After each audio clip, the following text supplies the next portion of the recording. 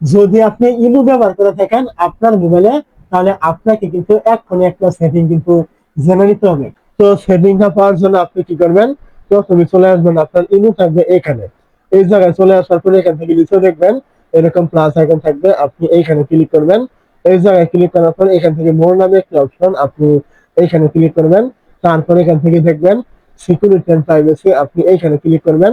এই জায়গায় ক্লিক করার পরে এখান থেকে নিচের দিকে আসলে এইখান থেকে পেয়ে যাবেন রিড রিসিপ্ট নামে একটা অপশন, এখানে ক্লিক করবেন।